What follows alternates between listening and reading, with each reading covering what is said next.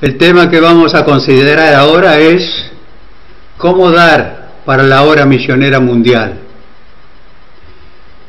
Un siervo de Dios llamado Pat Neff dijo en una oportunidad: toda mi vida he oído a los predicadores decir que tenemos que hacer tesoros en el cielo, pero ellos nunca me dijeron cómo había que hacer para lograr este objetivo. Yo tuve que averiguarlo por mi propia cuenta y entonces descubrí que para hacer tesoros en el cielo hay que enviar allá lo que va al cielo. Por eso el ganado, las tierras, el dinero, las casas que tenemos, los automóviles, las acciones, el petróleo, cosas como estas no van al cielo. Por lo tanto, si mis tesoros han de ir a ese lugar, debo de ponerlos a trabajar en la potente empresa de redimir almas que serán aptas para el cielo. Algo parecido decía el doctor Oswald Smith cuando afirmaba: no puede usted llevar nada consigo al cielo, no puede llevar nada consigo a la eternidad, pero sí puede enviarlo anticipadamente y puede hacer tesoros en el cielo enviando ofrendas para sostener misioneros que serán acreditadas para usted en el cielo. En un sentido general podemos decir que toda la Biblia enseña acerca de cómo ofrendar. El apóstol Pablo en 2 Corintios hizo un paréntesis en la consideración del tema que estaba tratando a fin de alentar a los lectores de la iglesia de Corintios, a los miembros de la iglesia de Corintios, a dar abundantemente una ofrenda que estaban reuniendo para los cristianos de Jerusalén, que estaban pasando por una crisis muy profunda, y lo brindó todo eso en los capítulos 8 y 9 de 2 Corintios, parte de la carta que bien podría denominarse un cursillo sobre la gracia de dar. De las numerosas enseñanzas que surgen de esas consideraciones del apóstol Pablo, la primera y muy importante es que la capacidad y la posibilidad de dar para la obra misionera es muy importante y es una capacidad que el apóstol llama una gracia que Dios nos concede. La palabra gracia tiene varios significados en la Escritura, pero en este caso se refiere a ese poder, a esa capacidad, a ese privilegio que Dios nos concede para dar. Él podría haber llevado a cabo su plan de salvación sin nuestro servicio, sin nuestras oraciones, sin nuestras ofrendas, sin nada que podamos aportar. Si así no lo hubiera hecho o no lo fuera, si no fuera capaz de hacerlo así, no sería todopoderoso. Pero eligió usarnos como asociados, como colaboradores, como instrumentos. ¡Qué condescendencia tan grande Él ha tenido para con nosotros! ¡Qué privilegio tremendo nos ha concedido participar con Él en la evangelización del mundo! Otra verdad que se desprende de este pasaje es que el dar debe estar precedido por la entrega total de nuestra vida a Dios. Dice en una parte acerca de los macedonios: asimismo se dieron primeramente al Señor y después a nosotros por la voluntad de Dios. Si el amor de Cristo mostrado en la cruz, cuando se entregó por nosotros para salvarnos, no nos impulsa a rendirle totalmente nuestro ser y vivir para Él, podemos decir que nuestra comprensión del Calvario es muy superficial y consecuentemente nuestro servicio y ofrendas también lo será. Es por eso que Pablo no vacila en levantar ante los ojos de los corintios el ejemplo de Cristo, y les dice que Él, por amor a nosotros, siendo rico, se hizo pobre, para que nosotros, por medio de su pobreza, fuésemos enriquecidos. Señala también que la participación del Hijo de Dios en las ofrendas es como un termómetro que pone en evidencia y prueba la sinceridad del amor que manifestamos tener para con Dios y también para con los perdidos. Por lo tanto, les exhorta a crecer, abundar y desarrollar la gracia de dar. Hagámonos algunas preguntas. ¿Cómo y cuánto queremos dar? Y contestemos sinceramente. ¿Queremos dar poco o mucho? Vaya pregunta, dirán ustedes, ¿no es cierto? Pero ¿no es cierto que en muchos casos damos lo menos posible, algo así como para cumplir, como para conformar nuestra conciencia? ¿Queremos dar esporádicamente o regularmente? Las Escrituras nos enseñan a dar cada primer día de la semana, es decir, con cierta periodicidad. Pero muchas ofrendas para las misiones son apenas ocasionales. En numerosos casos, solo cuando se recibe la visita y exhortación de un misionero, la Iglesia hace una ofrenda para este propósito. ¿Queremos dar con tristeza o con entusiasmo? Una cosa es dar porque no podemos evitarlo, como quien paga un impuesto, y otra muy distinta es dar para un fondo cuya finalidad es evangelizar una tribu o un pueblo olvidado y que por tal esfuerzo nos va generando un santo entusiasmo y queremos dar cada vez más. Finalmente, ¿queremos dar de manera que participen todos o solamente algunos de los miembros de la Iglesia? Hay maneras complejas de recaudar ofrendas, pero hay también métodos sencillos en los cuales hasta los niños bien orientados pueden participar y con mucha alegría. Dar para las misiones no debería tampoco excluir a los propios ministros del Evangelio. Alberto Anderson, hace casi 200 años, expresó lo siguiente: hago mal en sugerir que la solución del dinero para las misiones descansa en los pastores que puedan contribuir. Me acuerdo siempre, con creciente interés y gozo, de aquellas 13 libras, 2 chelines y 6 peniques que constituyó la primera ofrenda de nuestra sociedad misionera. Esa fue una ofrenda de pastores con sueldos pequeños pero con corazones grandes.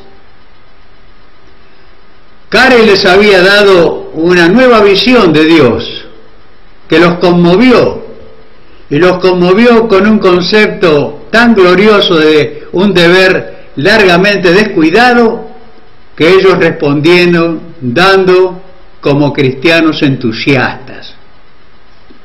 Si se desea ofrendar con entusiasmo creciente para la evangelización mundial, dando lo más que podamos con regularidad y de tal modo que todos, sin distinción de ricos y pobres, adultos o menores, puedan participar, podemos sugerir un plan que ha dado magníficos resultados donde quiera que ha sido usado con seriedad.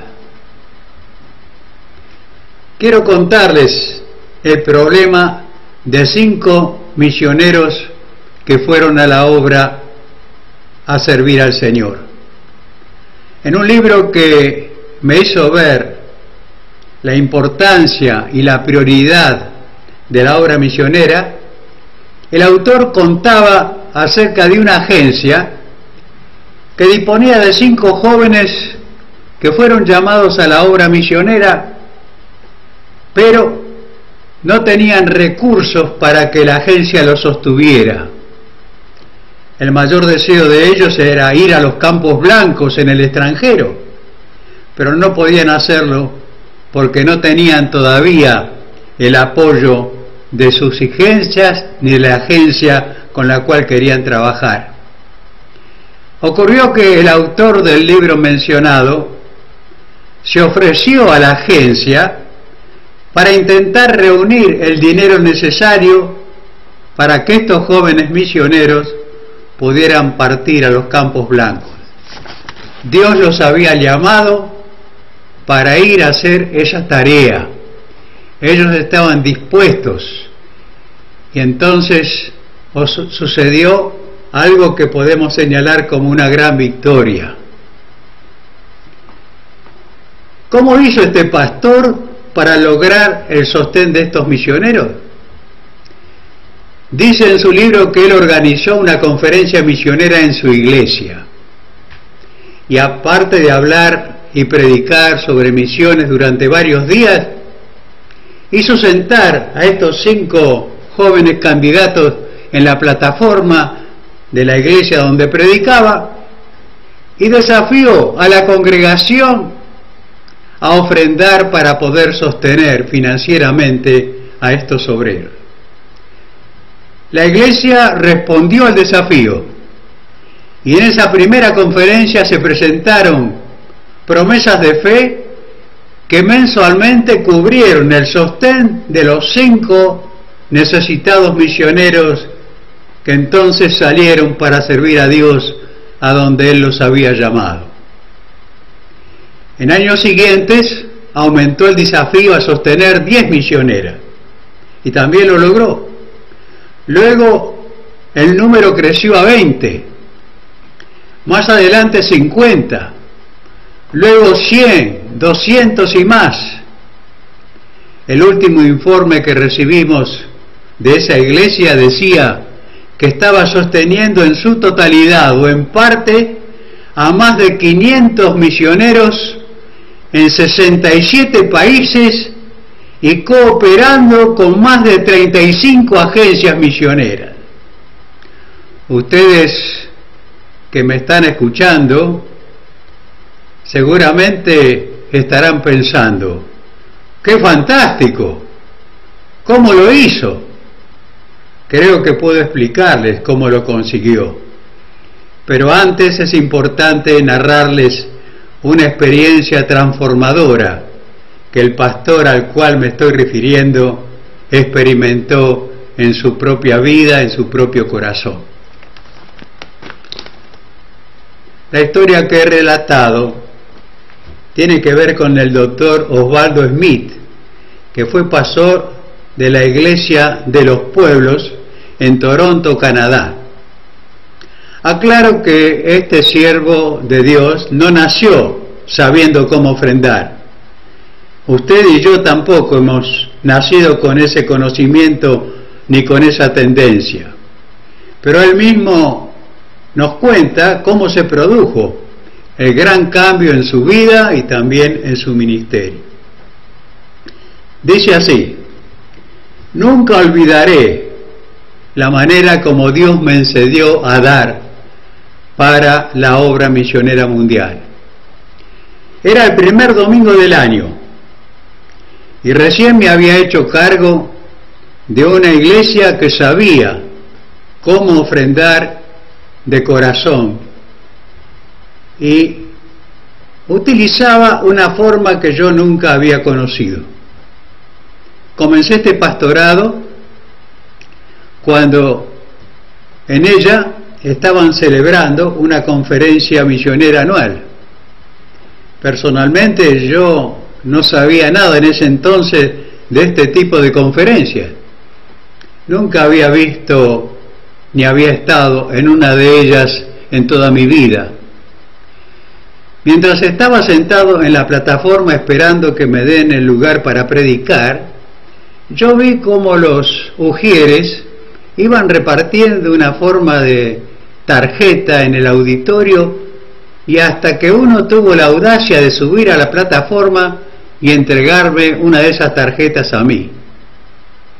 La miré y en ella podía leer.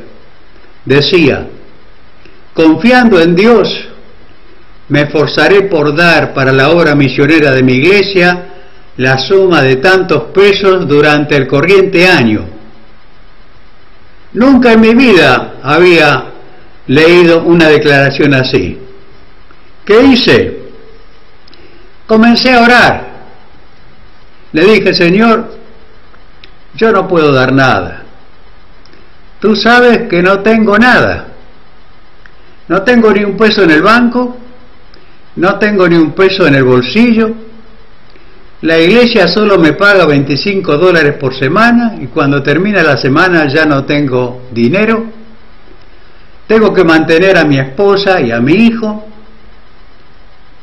Estábamos tratando de comprar una casa también. El precio de todo está por las nubes. Al terminar la semana, como ya te dije, me quedo sin nada. Todo esto era verdad. Estábamos viviendo en el tiempo de la Primera Guerra Mundial. Yo lo sé, el Señor parecía decirme: sé que solo ganas $25 por semana. También sé que no tienes dinero en el banco. También sé que no te sobra nada al terminar la semana. Bueno, pensé yo, un poco aliviado.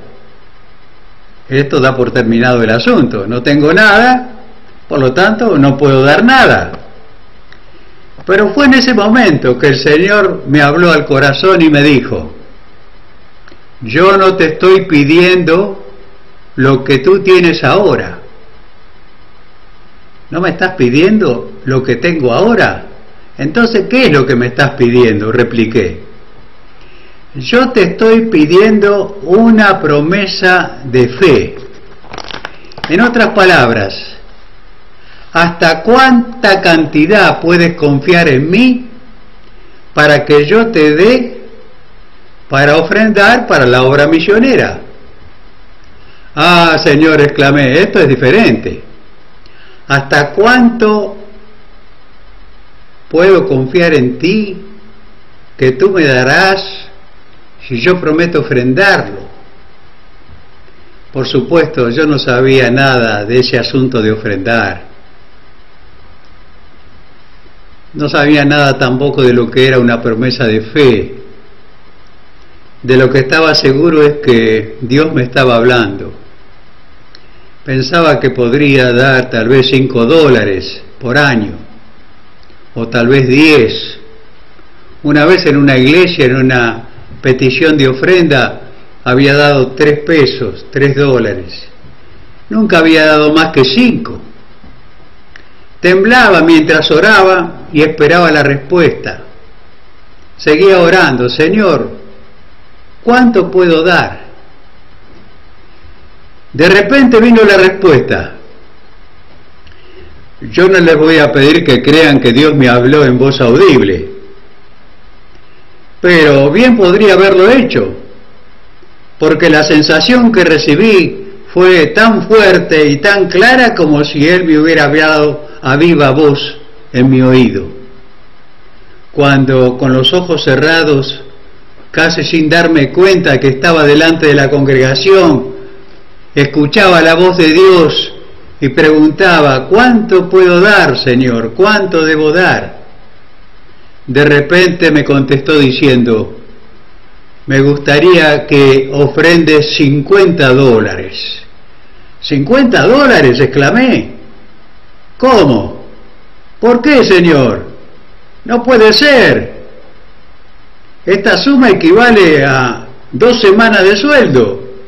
¿Cómo podría yo jamás juntar $50 para ofrendarlos para la obra misionera? Nunca he visto todos esos billetes juntos en ninguna oportunidad. Pero una y otra vez el Señor seguía insistiendo. Insistía con la misma cantidad: $50. Y como ya dije, esto para mí era tan claro que si me lo hubiera dicho al oído, no hubiera sido tan fuerte para mí. Mi mano temblaba cuando firmaba la tarjeta y escribía mi nombre y dirección y la cantidad que él me había indicado. $50. $50. ¿Cómo hice para ofrendar esa cantidad? Hasta el día de hoy no lo sé. Lo que sí sé es que cada mes oraba por aquellos $4 y monedas que multiplicados por 12 sumarían los $50 anuales, y cada mes, de alguna forma o de otra, el Señor me los proveía, y que al fin del año había dado los $50 prometidos.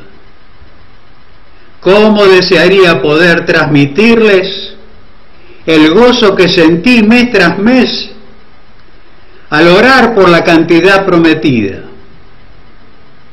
Recibí la bendición más grande de mi vida. Yo había confiado en Dios por cierta cantidad y Él me la había suplido. Tan grande fue la bendición que al año siguiente, en la otra conferencia misionera, dupliqué la cantidad y prometí dar $100. Al otro año la dupliqué otra vez y di 200. Al año siguiente nuevamente di el doble y di 400. Y así, por más de 30 años, he enviado miles de dólares al Banco del Cielo para sostener misioneros. Si yo hubiera esperado hasta haber tenido dinero, tal vez nunca habría dado, porque tal vez nunca lo habría recibido. Pero prometí dar cuando no tenía. Hice una promesa de fe. Creí que Dios quería que diera $50 a través de un año. Y prometí darlos. Y Dios honró la promesa y me dio lo necesario para cumplirla.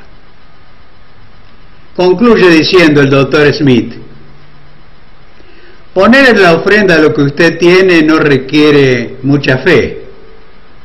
Si tiene $10 en el bolsillo, todo lo que tiene que hacer es ordenarle a la mano que vaya al bolsillo, que tome los $10 y los ponga en la ofrenda. Para hacer eso no necesita orar ni necesita pedir nada a Dios. No tiene que confiar en Él para una suma y una acción de esa naturaleza. Solamente tiene que tomar esa cantidad y darla. Pero con una promesa de fe, el proceder es un poquito diferente. Es necesario pedirle a Dios que nos muestre lo que quiere que demos y luego prometer esa suma por fe y confiar en Él para que Él la provea. No hay aventura más emocionante que esta. Es maravillosa, cambia la vida. Hágalo usted y lo comprobará. Hágalo hoy mismo. No tarde en responder a esta clara invitación. Terminamos con esta pregunta: ¿podemos nosotros ofrendar de esta manera? La razón por la cual he contado este largo relato es porque, en mi opinión, ilustra como pocos lo que significa hacer una promesa de fe y cuáles son los positivos resultados que produce. Por muchos años, en las iglesias en las cuales he servido como pastor, hemos recomendado este método y hemos comprobado su efectividad. Tengo en mi poder testimonios de iglesias de todas las denominaciones que no solo han sido bendecidas y enriquecidas por esta práctica, muchas han visto su visión, avance y proyección misionera totalmente revolucionadas por el uso de este sistema de ofrendar.